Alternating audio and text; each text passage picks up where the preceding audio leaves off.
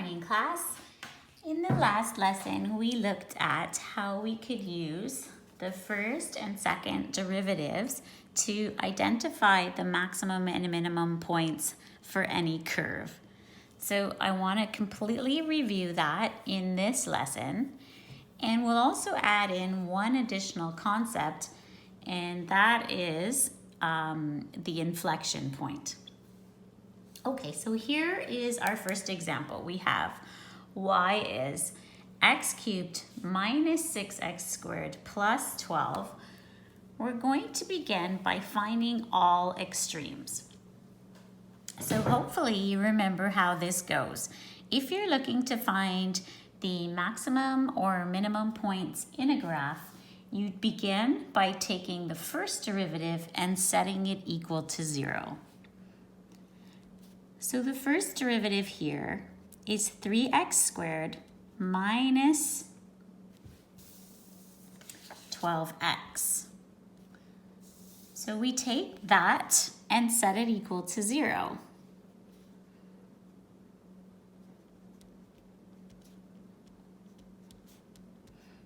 Okay, so this is done whenever you're looking to find any maximum point or any minimum point. Now we're supposed to solve this for x. So it's just a binomial. You can see that this binomial can be common factored. So 3x is common to both terms, so we remove it like this. Inside the bracket now will be 3x squared minus 12x divided by 3x, which is x minus 4. And make sure you check just by inspection. If you were going to open this up using multiplication, of course, you should get back the previous line. Okay, so now we remember we're solving for x. So we take each factor now and set it equal to 0. So we can say 3 times x is 0 and x minus 4 is 0. So continuing to isolate x here, we would have x is 0 divided by 3. And here, we would add 4 to both sides and end up with x equals 4. Okay, so we take the first derivative, set it equal to 0, and then solve for x. So we're getting 2 extremes. And remember, that would make sense here because this is of degree 3. That means the first derivative is of degree 2. So we would expect 2 roots, and here are our roots.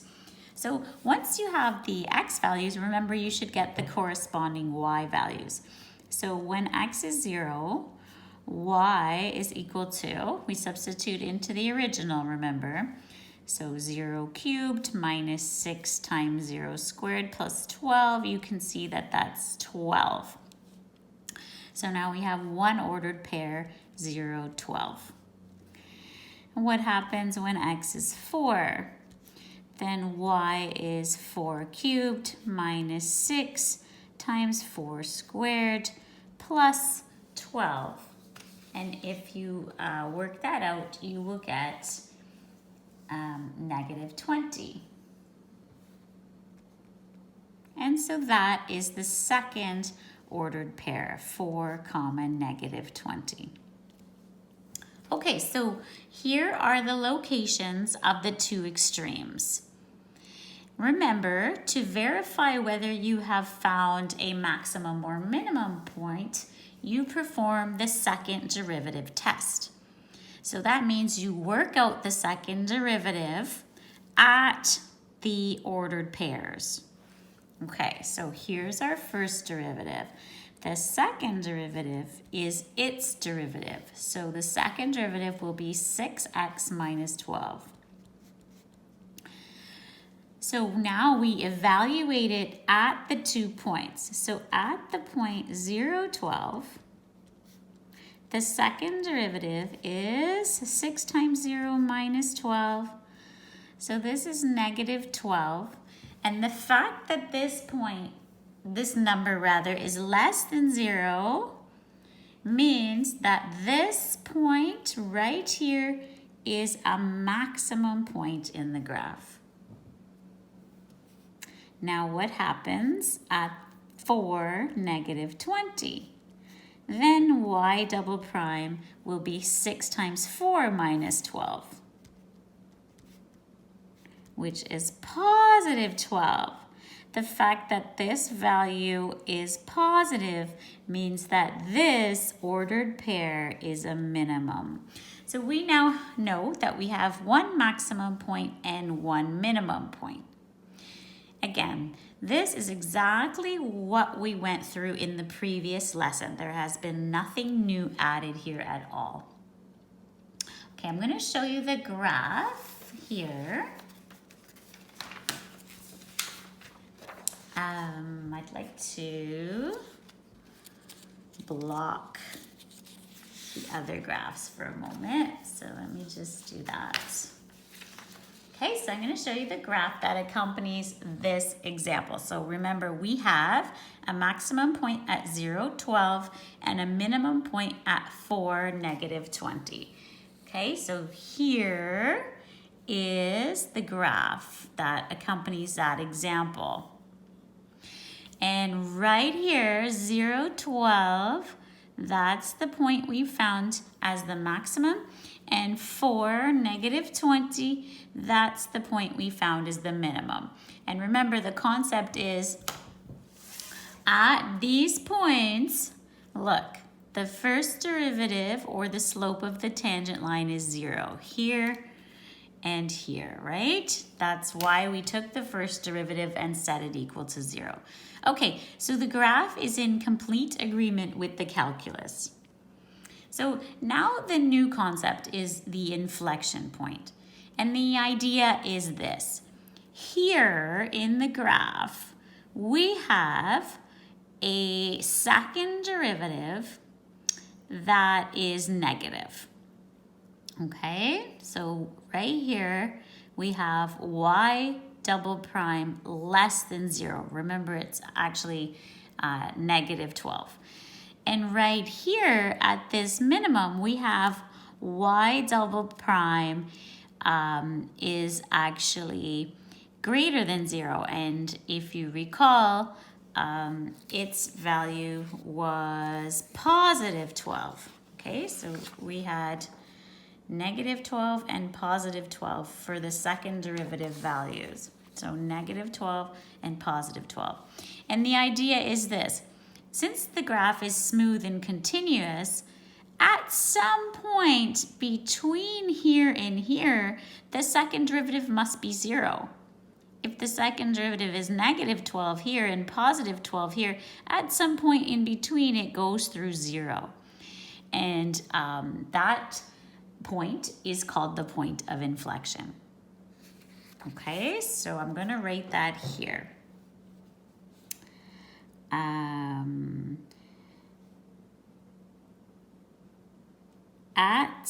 Let's just write it like this. At the inflection point,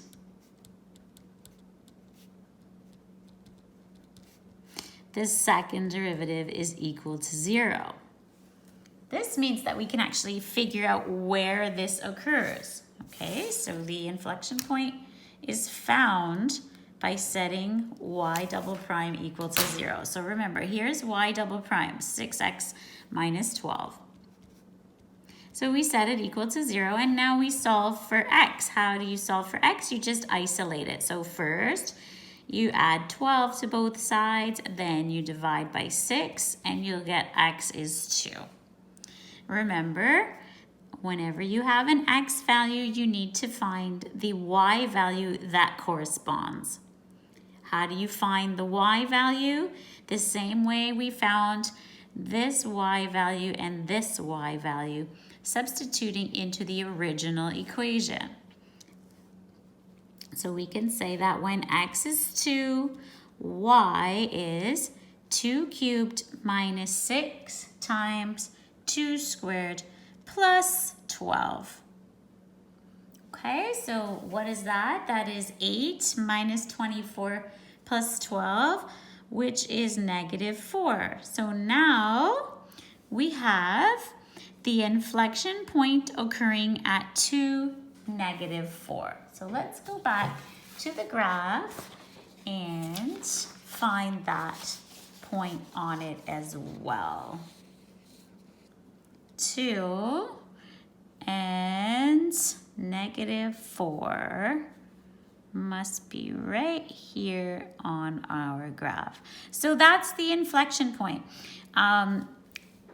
It's characterized by having a second derivative equal to 0, and it's considered to be the point where the graph changes from a hill to a valley.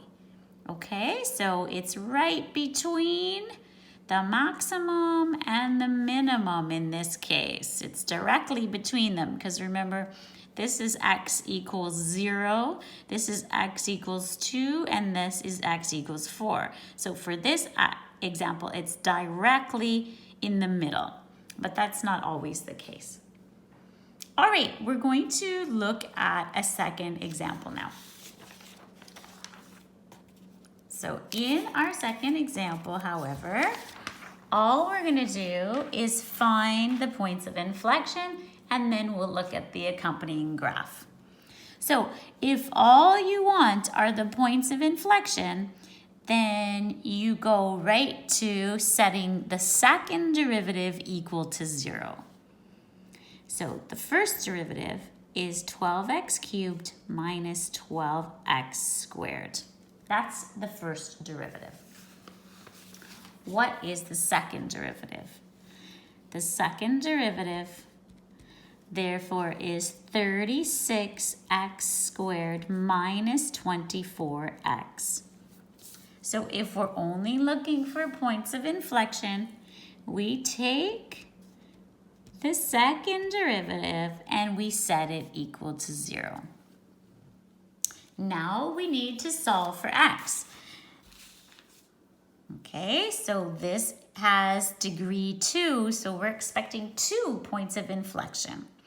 So it's a binomial and it can be common factored. So let's remove 12x as common from the binomial. Now we divide these terms by 12x and we'll get 3x minus 2. Now again, check really quickly. If you were going to open this up using multiplication, you better get back the previous line. That's just how you can check that your factoring is correct. And now we take each factor and set it equal to 0. So we take 12x and set it equal to 0, and 3x minus 2, and we set it equal to 0. How do we isolate x? We divide both sides by 12. So x is 0 divided by 12.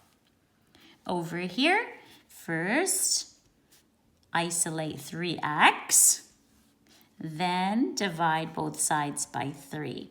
So now we have 2 locations for our inflection points. Always get the corresponding y values. So when x is 0, y is, putting it back up into here, so you can see we're going to get 1 because we're putting 0 here, 0 here. Okay, so we're going to get y is equal to 1. But if you like to show it all explicitly, it would look like that. Okay, so there we go. The first point of inflection is at 0, 1. So now we would have to substitute x is 2/3. So that's a little more challenging. We're doing 3 times 2/3 to the 4 minus 4 times 2/3 cubed plus 1. All right, now, in fact, you can do this with your calculator using your fraction button, if you like. Or you could just, this means the same as 2 to the 4 over 3 to the 4. So you could say here, this is just 3 times 2 to the 4 is 16. 3 to the 4 is 81. Okay, similarly here, 2 cubed is 8, 3 cubed is 27. So that works. And now I'm just gonna use this in my calculator with my fraction button. So can you see that all right? I'm gonna do 3 times, now I have to do 16 over 81 minus 4 times 8 over 27 plus 1. Okay, and I get this, 11 over 27. Okay, so that is our second ordered pair. X is 2/3 and Y is 11 over 27. And that's all this question requires because it did not ask us to find any maximum or minimum points. It just wants points of inflection. So that was done by taking Y double prime and setting it equal to 0. So I'm going to show you this graph now, okay? So it's right here. Can you see it? So the inflection points, remember, are at x equals 0 and at x equals 2/3. So this is a little bit challenging to see in the graph, but here's the x-axis and here's the y-axis. So x equals 0 is here. So that's the first inflection point is right there. That's the point 0, 1. Hopefully, when you're watching the video, you can zoom in on these things. And the second point of inflection is occurring at x equals 2/3. So if I look at this, this says 0.2, 0.4, 0.6, 0.8. So 0.7 is here. And 2/3, of course, is 0.6 repeated. So it's around right here in the graph. That's the second inflection point. Okay, so I wanted to show you this one because it's not the case that the inflection point is directly between a maximum and minimum point. In fact, this graph would just have one minimum point here when x is equal to 1. We've got only one true valley. And yet, this is considered an inflection point here because the graph is changing from what we say concave up to concave down right at that point, changing from concave up to concave down. So that would be where y double prime is equal to 0. And the same thing is considered to be happening right here. The graph is changing right there from concave down to concave up right at that point. Okay, so that's kind of an interesting example. All right, we're gonna do one more example together, but maybe I'm gonna reverse things. So for example 3, let's start with the graph, identify where we think we'll have extremes and inflection points, and then do the calculus to see if the calculus supports that. Okay, so here we go, example 3. So can you see the graph here? Again, I'm hoping that you're able to zoom in closer if you need to. So if we looked at the graph and I said to you, where are the extremes? I'm hoping you would say to me, there is one maximum point and it is right here in the graph, right here.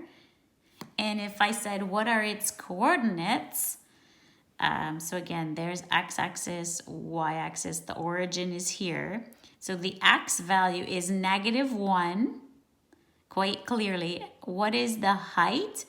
Well, this is 4, 5, up here is 6. So it looks like about 5 1/3. Okay, so one maximum at -1, 5 1/3. What about a minimum point? One minimum point right there in the graph. See the minimum point? And what are its coordinates? This is at x equals 3. Okay, Okay, exactly 3. And then this is -5. And down here is -6. So maybe -5 and 1/3 would be the location of the minimum point. And then in between would be a point of inflection. Now maybe it's exactly in between x equals -1 and x equals 3. Could be because the size of these is similar. So one point of inflection definitely in between x is -1 and x is 3 somewhere. Okay, so now let's do the calculus on this equation to see if it matches our graph. Okay, so I've got it written here. Find the maximum, the minimum, and the inflection point. So how do we begin? With the first derivative. So what is the first derivative? We do 1/3 times 3x squared. So we get x squared minus 2x minus 3. If we're looking for the extremes, we take that first derivative, set it equal to 0, and solve. How can you solve this? You can use the quadratic formula if you like, with a equal to 1, b equal to -2, and c equal to -3. Or this one happens to be factorable, and it's got this leading coefficient of 1, so it's easy to factor. The factors will be of this form. We need two numbers that multiply or have a product of -3. The same two numbers when added, so the sum of the numbers is -2. So these numbers are a -3 and a +1. So that means the factors are x minus 3, x plus 1. What are the corresponding x values then? You have to set each factor equal to 0. And so what you find is that x is 3 and x is -1. And I think you'll remember that that does indeed correspond with the graph. Now that you have those x values, of course, you would go on to find the corresponding y values. So when x is 3, y is 1/3 times 3 cubed minus 3 squared minus 3 times 3 plus 11 over 3. Okay, so that would be, this is 1/3 of 27, so 9 minus 9. Okay, minus 9 plus 11/3. And that gives you -5 1/3.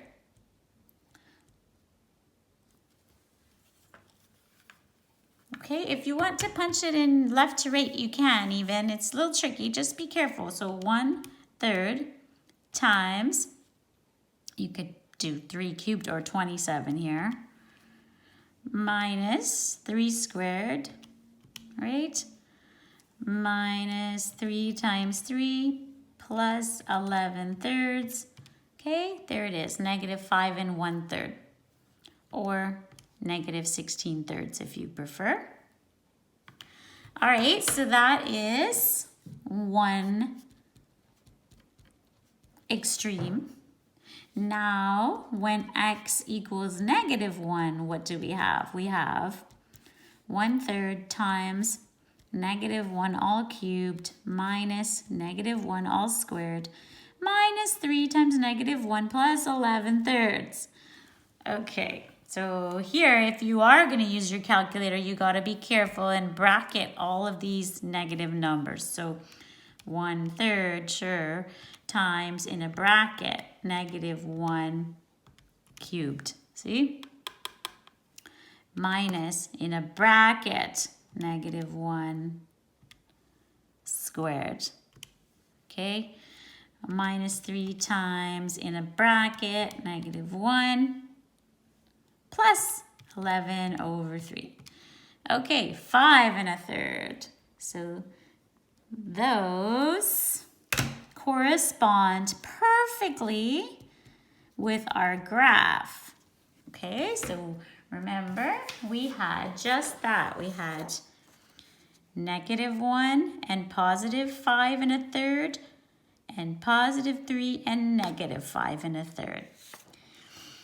Now, the calculus to prove that indeed this one is a max and this one is a min requires us to do the second derivative test. What is the second derivative? Well, if this is the first derivative, the second derivative is its derivative, so it is 2x minus 2. Now we have to work out its value at the two ordered pairs.